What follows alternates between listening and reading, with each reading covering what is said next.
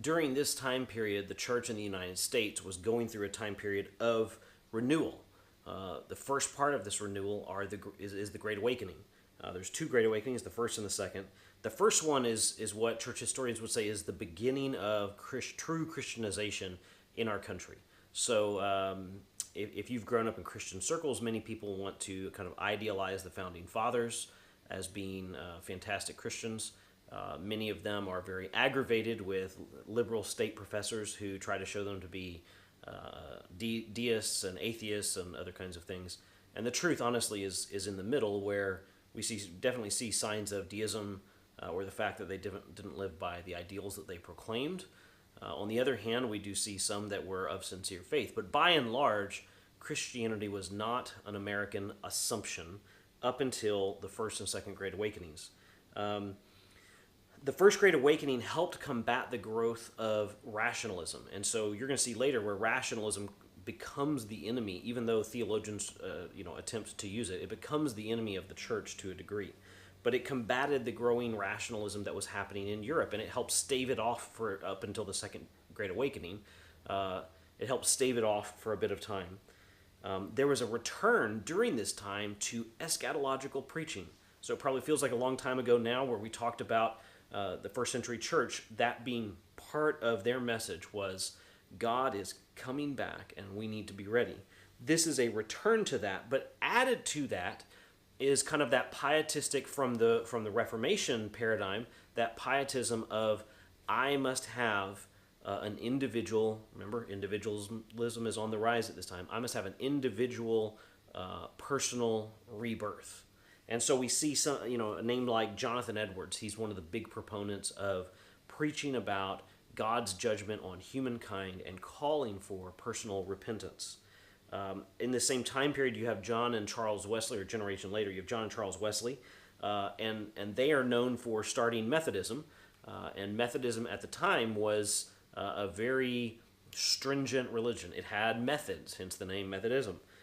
They did not distinguish between nominal and or cultural Christians and the heathen. So before, in where church and state is joined, if you've been dunked, you're in the camp. You're a Christian. Well, you're baptized as a baby. And the reality is that view of Christianity has left Europe today largely unchristian. And so if you know missionaries in Germany, in Austria, in France, in Poland, that you'll hear stories from them where they say things like, the Polish people, they'll say, well, I'm a Catholic atheist. And so they're using the term Catholic to kind of be a cultural identifier, but atheist to be their religious identifier. And so but it has been this mindset of you're just born in. Not to say that there aren't true devout Catholics in Europe today. There certainly are. Not to say that all Catholics are not believing in their faith. I don't think that's true at all.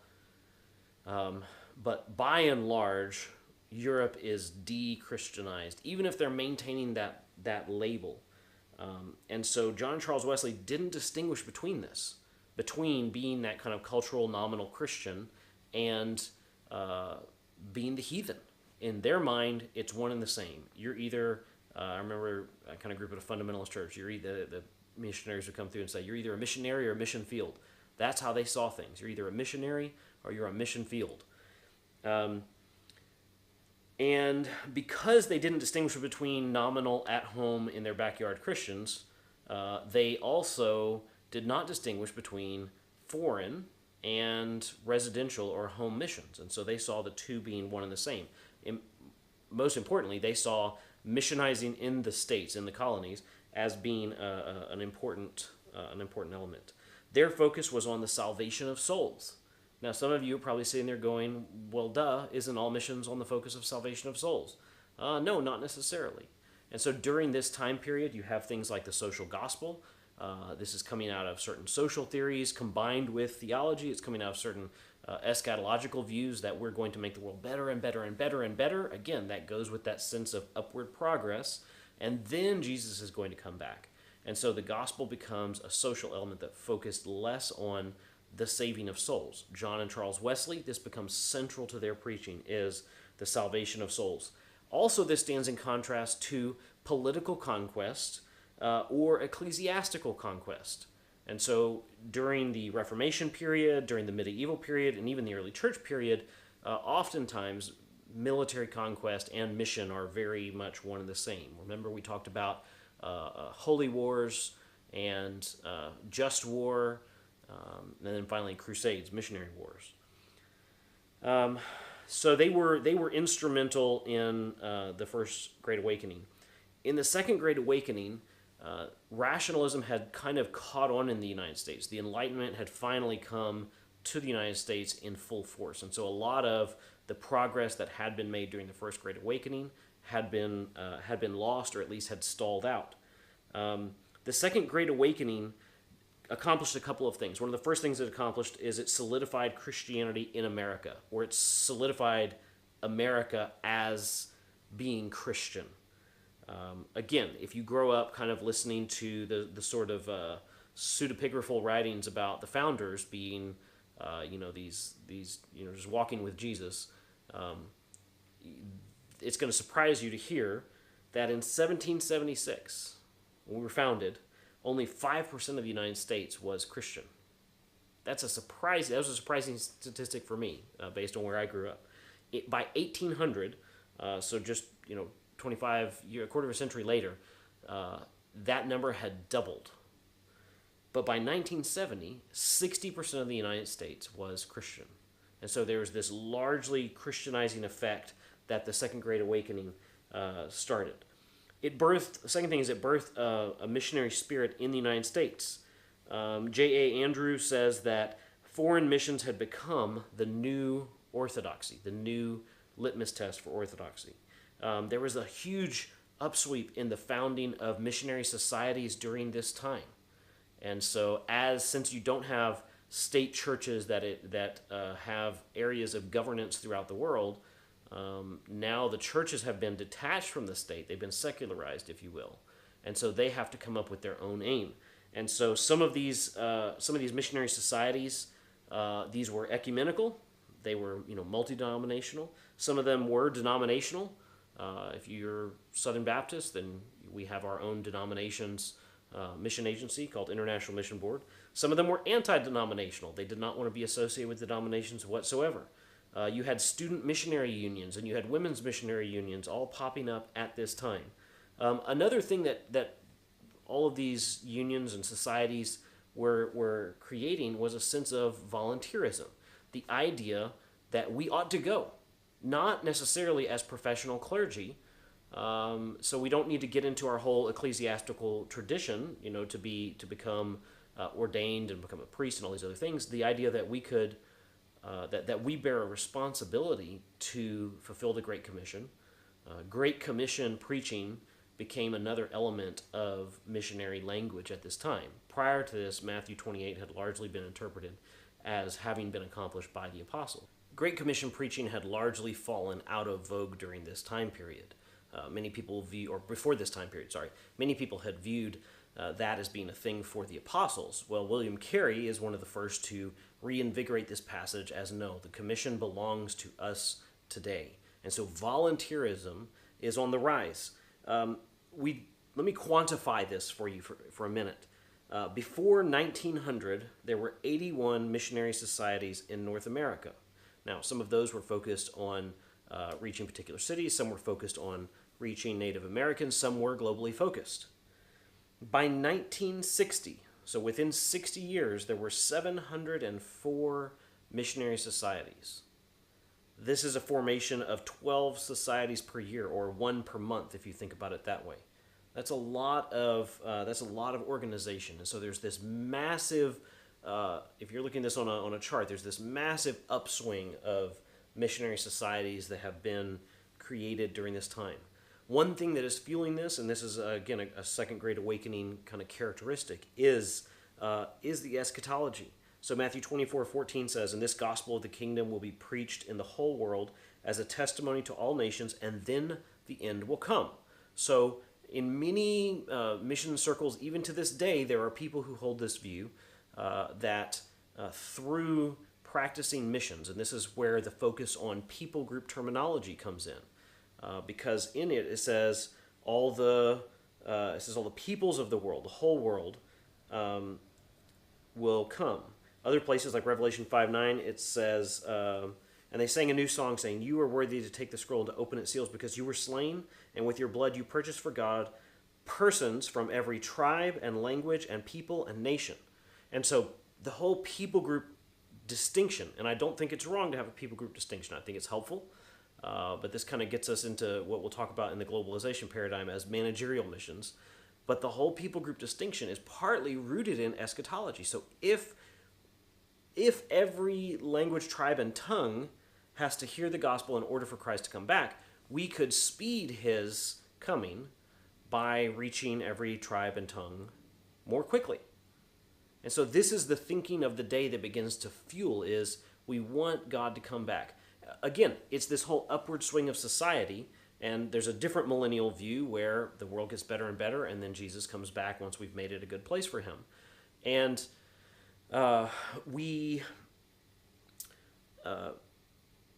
all of this goes together to start putting eschatology as one of the driving forces behind mission is look at the progress we're currently making, look at the control in the world we have. So at the height of colonialism, the colonial powers controlled half of the Earth's surface. That's an amazing figure to think about. They controlled 3 people in Europe, controlled half of the Earth's surface. And so there's this huge upswing in what we can control and the progress that we're seeing and our ability to share it with the less than, the less than us, the vulnerables.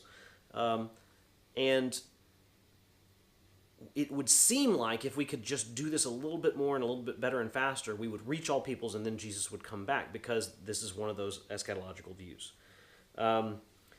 One theologian remarked that not a single sermon or missionary report from this time period, by the way, can be found that does not stress eschatological considerations.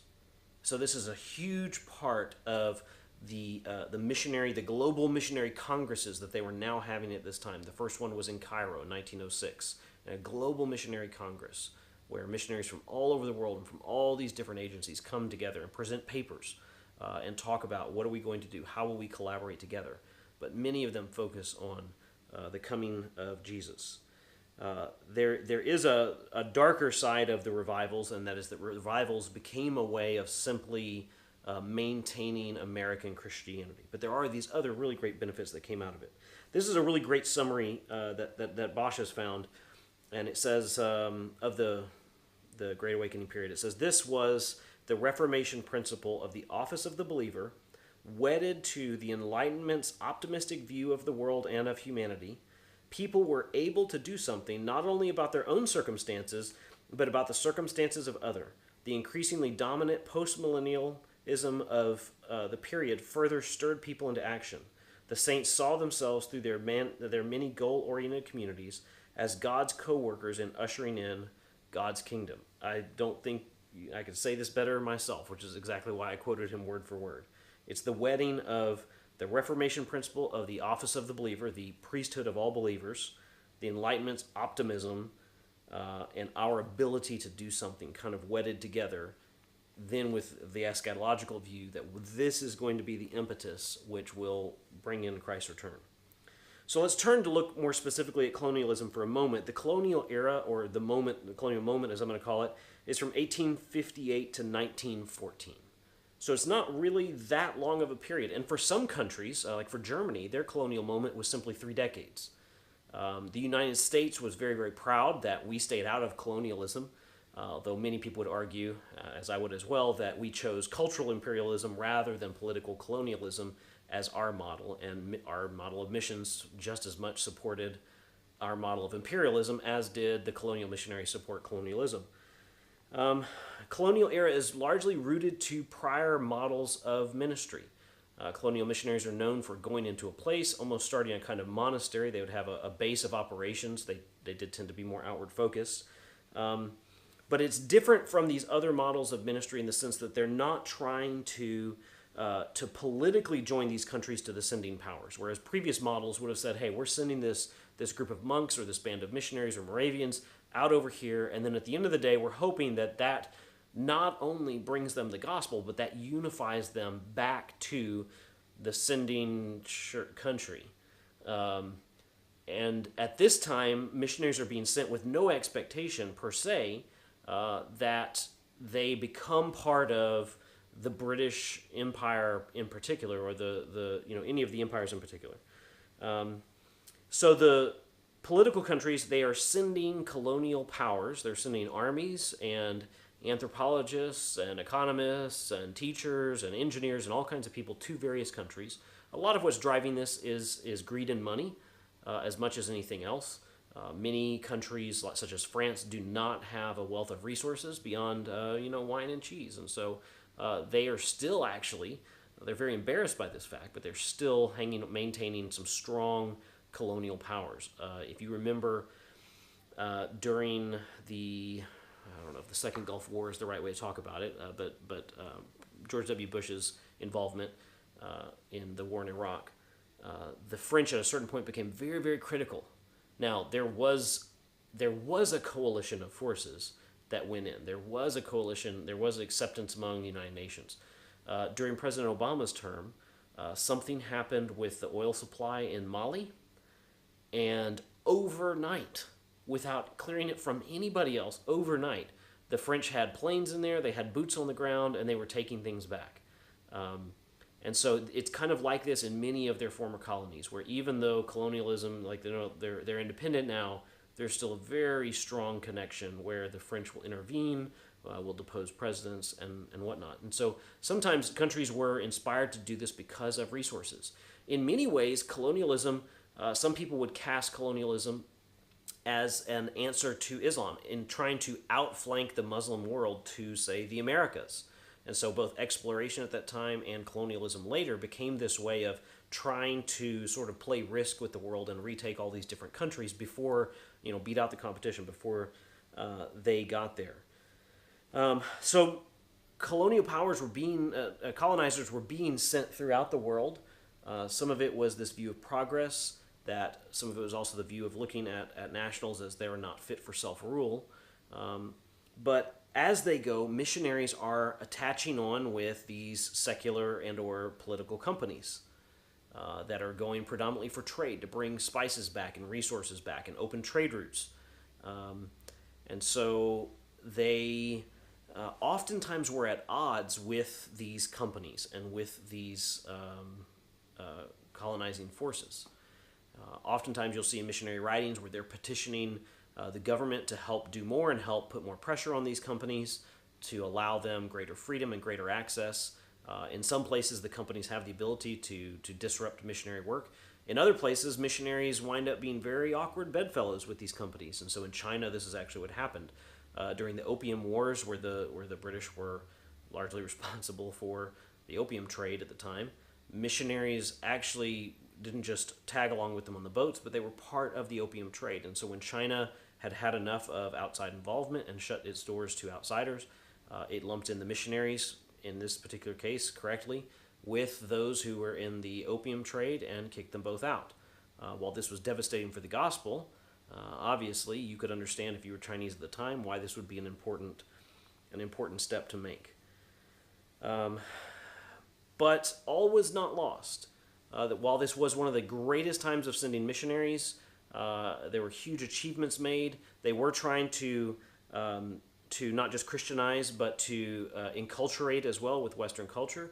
There are many atrocities throughout the world that were ended because of missionary involvement. And so for as many negative things as you'll hear said about colonial era missionaries in their viewpoints on natives or maybe their pride, the things that they did have that were really, really great was their perseverance. A lot of them would go and have their all of their equipment packed into their coffin. And so they would go and they would stay until death. There was no quick and easy ride home whenever life got too hard. A lot of them were willing to look for social transformation and to end certain social ills.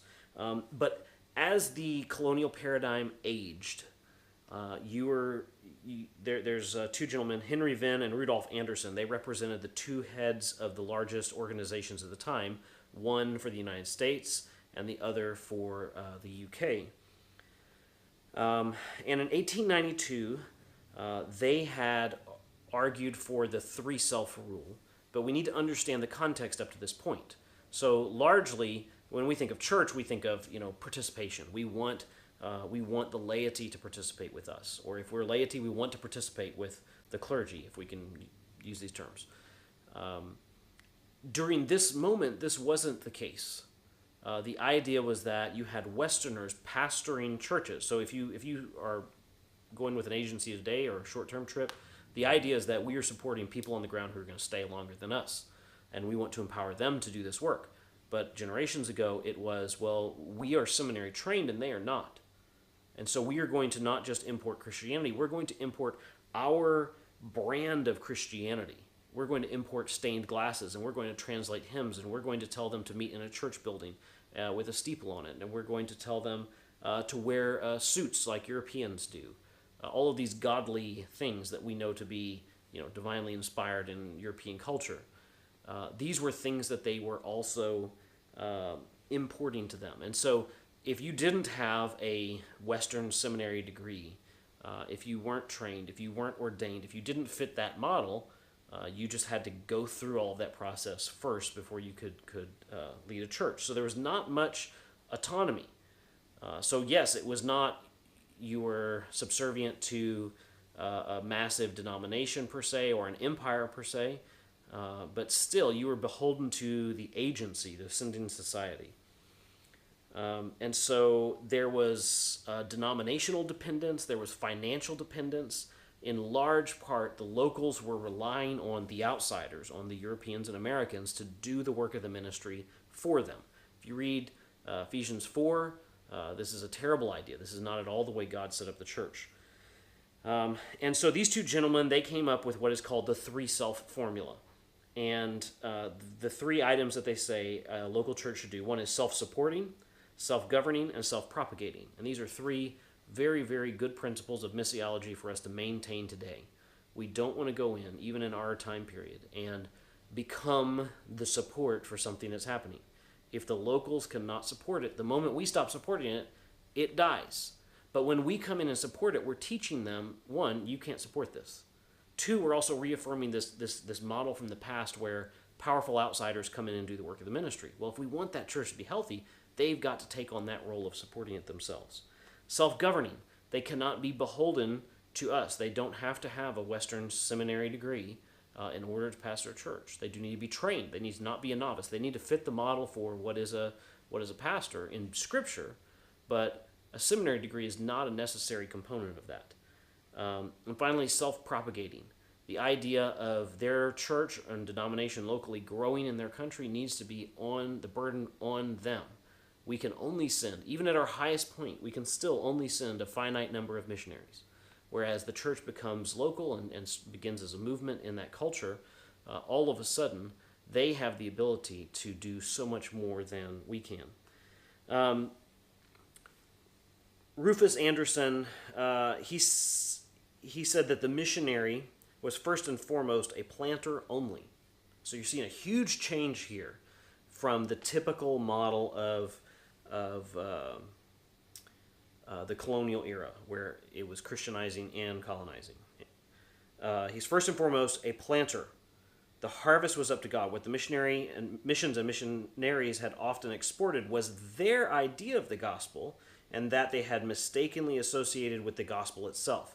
So they weren't just exporting Christianity, and Anderson is recognizing this. He said, we're exporting our flavor of it, our understanding of it, our version of it, how we conceptualize it. And so he's, in his mind, there's a scriptural norm that has been applied in their context that is now being transported to a different context, when this other context should just be going right back to the scripture and importing it into their context to start with. It's like doing double translation. If you ever get into studying languages, if I translate from English to Spanish, fine. If I translate to English and Spanish and then English into Arabic, fine. But if I translate from English to Spanish to Arabic, and then if I translate the Arabic back to English, I'm going to realize at some point in this game of telephone, I've made some terrible errors. And so it's much better, it's much more sound to translate from an original language into the next language rather than from a second to a third language. He goes on to say, he says, the result of Presbyterian mission work among Syrian students had been, on the whole, to make them foreign in their manners, foreign in their habits, foreign in their sympathies. The explicit policy of the mission should therefore not be to control the course of the gospel, but to trust the gospel and let go.